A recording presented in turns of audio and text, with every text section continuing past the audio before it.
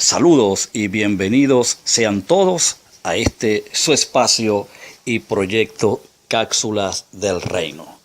Bueno, una vez más estamos acá. Continuamos con esta serie de estudio titulado El Reino de Cristo. Y hemos cubierto ya 3 cápsulas, 3, aspectos importantes. Y hoy estaremos cubriendo la 4ª cápsula, para ir cumpliendo con esta misión, como lo es tratar de esclarecer, de extraer el conocimiento sobre lo que fue el reinado de Cristo según la Biblia. Una vez más recuerdo que este será nuestro eslogan, será nuestro principio, nuestro modo operandi, si se puede llamar, si cabe la palabra, es que todos los temas que se encuentran en la Biblia, por supuesto que dentro de ese mundo, dentro de ese espectro, de esa dimensión llamada Biblia, pues extraeremos el conocimiento del mismo y asimismo lo expondremos a la humanidad, a la opinión pública. Entonces, el eslogan que estamos utilizando, que estamos estableciendo en todos los temas bíblicos, es que dentro de la Biblia todo, fuera de la Biblia nada. Y para ello, para ir ganando tiempo, yo le voy a invitar a que vaya a la carta del apóstol San Pablo a los Efesios, capítulo 5, por favor. Versículo 5 es allí donde vamos a tener la lectura y donde hemos estado colocando el fundamento de este tema. Dice así: porque sabéis que ningún fornicario, ni inmundo, ni avaro, que es idólatra, tiene herencia en el reino de Cristo y de Dios. Ok, estamos cubriendo los 3 aspectos, o diría las 3 posiciones que existen con respecto al reino de Cristo. Y por supuesto que las 3 no pueden tener la razón, las 3 no pueden estar hablando la verdad, porque no es correcto, no es posible. Solo habrá una quien tenga la razón, y allí el dilema, es allí la tarea que tenemos a mano de investigar, de estudiar. Es lo que todo creyente, todo cristiano, todo hombre o mujer que se considere, estudioso, que se considere hijo de Dios, debería pues hacer, como mínimo estudiar. Y es bueno aclarar que leer la Biblia no es estudiarla. La Biblia solo es el inicio, el comienzo de un estudio, de una investigación. Solo eso. Hay que ir mucho más allá, y en eso pues, gracias a Dios, estamos preparados para hacerlo, y por eso estamos trayendo estos temas, lo estamos analizando en presencia suya. Bien, cubrimos la escuela sobre los que enseñan y sostienen que el reinado de Cristo sería futuro, y este tendría una duración de 1000 años. Solo cubrimos, no vamos a entrar en detalle ahora, porque ya en la 3ª cápsula vaciamos allí un aspecto, no todo el aspecto de lo que es esta escuela, sino un aspecto. Ahora pues vamos a cubrir otro aspecto, o otra escuela de pensamiento con respecto al tema, el reino de Cristo, como lo es la posición del reino ahora. La posición de quienes creen de que el reinado de Cristo, de quien habló la Biblia, está presente hoy. Y yo quisiera coincidir en algo con respecto a esta posición. El reino de Dios está presente hoy. El reino de Dios es ahora. En eso pues voy a coincidir con todas las posiciones, porque es una verdad. El reino de Dios ha sido el gran protagonista de toda la historia de la humanidad. Desde que la tierra existe, el reino de Dios ha sido el gran actor de todos los misterios, de todos los escenarios y todos los conocimientos, revelaciones que se han dado o se han manifestado en favor de la humanidad. De hecho, el reino de Dios ha tenido múltiples facetas en nuestra historia. El reino de Dios no es otra cosa que el gobierno de Dios en los hombres y con los hombres y sobre el universo. Ese es el reino de Dios. Cada aspecto que usted ve en la Biblia, cada misterio que usted ha visto o secreto, revelado, manifestado, no es otra cosa más que el protagonismo del reino o el gobierno de Dios en la tierra. En eso vamos a coincidir con todas estas posiciones que creen en el reino de Dios que es ahora. Por ejemplo, te pongo unos ejemplos para que tenga más o menos ideas de lo que estamos hablando.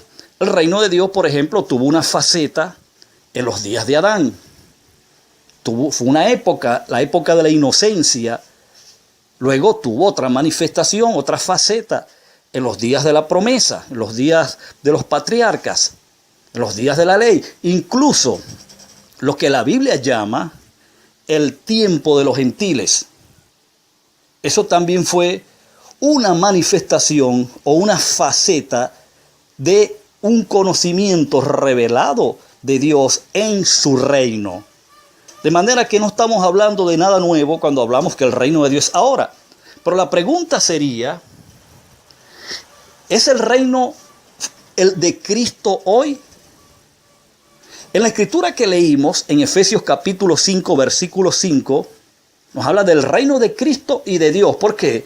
Porque Dios le otorgó el derecho a Cristo de ejercer el gobierno y el dominio sobre el universo creado. Según Hebreos capítulo 1, Dios le dio a Cristo como herencia el universo para que rigiese sobre él. Ahora, fíjate, otro ejemplo que se me pasaba por alto, la iglesia, por ejemplo. La iglesia no fue el reino de Dios. La iglesia era una manifestación del reino de Dios, pero no es el todo del reino de Dios. La iglesia como misterio o secreto manifestó un aspecto importante del reino de Dios. ¿Y por qué toco la iglesia? Porque es importante ahora mismo, si hemos de entender en qué tiempo el reino de Cristo estuvo presente, que es nuestra posición, lo vamos a demostrar ahora, tenemos que entender el rol de la iglesia. Tendremos que entender el protagonismo que la iglesia tuvo durante el primer siglo. Y cuando yo te hablo de la iglesia, te estoy hablando de la iglesia del primer siglo. Te estoy hablando de la iglesia que fundaron los 12 apóstoles del Cordero y del apóstol San Pablo. Esa iglesia fue la gran protagonista de la misión que en la Biblia se registra. De lo que proféticamente en la Biblia se registra, quien fue la gran protagonista de que esos acontecimientos se cumpliesen fue la iglesia. De hecho, y por medio de la iglesia. De manera que yo le pido en este momento, en esta hora tan importante, que usted agarre notas, lápiz, bolígrafo, hojas, una agenda, una libreta y tome nota de lo que vamos a hablar. En el Salmo 110, escuche esto importante, el Salmo 110, el versículo 1 al 3, fíjate cómo dice. Jehová dijo a mi Señor, siéntate a mi diestra hasta que ponga a tus enemigos por estrado de tus pies. Jehová enviará desde Sión la vara de su poder, dominará en medio de tus enemigos. Verso 3, tu pueblo se te ofrecerá voluntariamente en el día de tu poder. Observe algo. El versículo 1 dice, Jehová dijo a mi Señor, siéntate a mi diestra hasta que pongas a tus enemigos, a tus enemigos por estrado de tus pies. O sea, la palabra ahí diestra, que se describe en el Salmo 110, está hablando de autoridad, está hablando de poder, está hablando de trono. Y usted y yo no podemos concebir, cuando se trata del trono de Dios, cuando se trata de la diestra de Dios, no podemos concebir una casita, qué sé yo, un estrado, un podio, con una silla gigantesca forrada en oro, un trono y alguien sentado en una silla. No podemos concebir el reino de Dios de esa manera. Este salmo nos está hablando de que Dios, Jehová, o vamos a verlo así, desde el punto de vista del Nuevo Testamento. El Padre le dijo al Hijo, siéntate a mi diestra, es decir, hereda mi gobierno, hereda mi reinado, hereda mi poder y mi trono, hasta que yo ponga a tus enemigos por estrado de tus pies. Ahora, note algo interesante. El pasaje nos habla, número uno, que el Cristo heredaría el reino de Dios, que como lo Efesios 5:5 lo acaba de mencionar. Hablando de que los fornicarios, los inmundos, los idólatras no tendrían herencia en el reino de Dios y de Cristo. Aquí Pablo lo que está haciendo es decodificar ese código profético que acá en el Salmo 110 está encerrado. Pero hay algo interesante además de eso que se nos menciona en este salmo, y es que duraría, fíjate que la preposición hasta indica el tiempo que ese reinado tendría. De manera que estamos hablando que Cristo tendría un reinado que tendría principio, pero también tendría finalización en el tiempo, en nuestro cronos, en nuestro espacio humano. Ese reino iba a tener en la tierra un inicio, repito, y una culminación, porque Cristo se iba a sentar en el trono del Padre hasta que todos sus enemigos fuesen puestos por estrado de sus pies. De manera que usted tiene que pensar que cuando Cristo hereda el trono, no es un trono humano, no es un gobierno de configuración humana lo que Cristo va a heredar.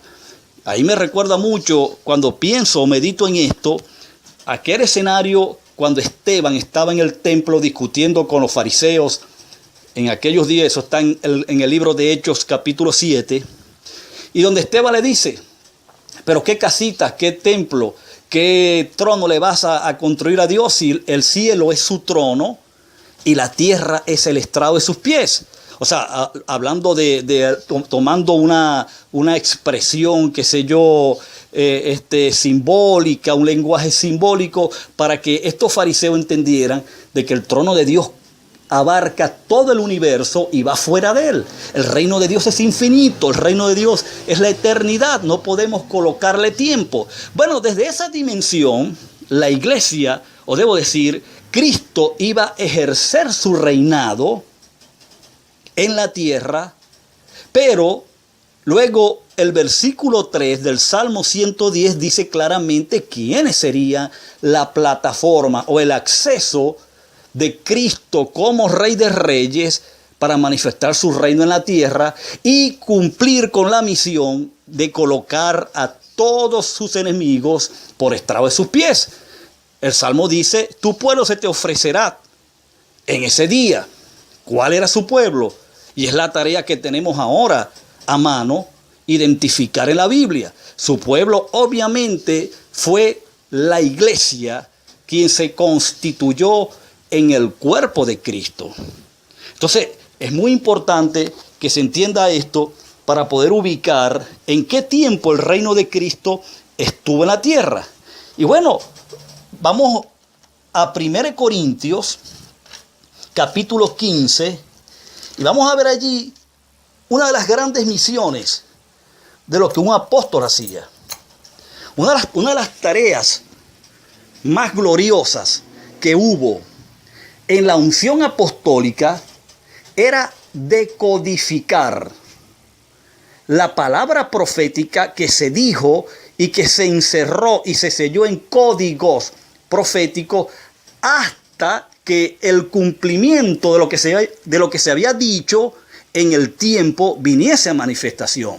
Ahora, ¿para qué crees tú que la unción apostólica apareció en el escenario humano? La unción apostólica tiene la tarea, o tuvo la tarea, debo decir, de decodificar esos códigos proféticos y producir el entendimiento de esos acontecimientos registrados en códigos y hablarlo a la humanidad, a la generación que estaba en curso, concientizar a la generación que estaba en curso de esa realidad que tendría cumplimiento en sus días. Usted va a ver a Pablo acá en 1 Corintios capítulo 15, decodificando de una forma gloriosa los códigos que estaban encerrados en este Salmo 110.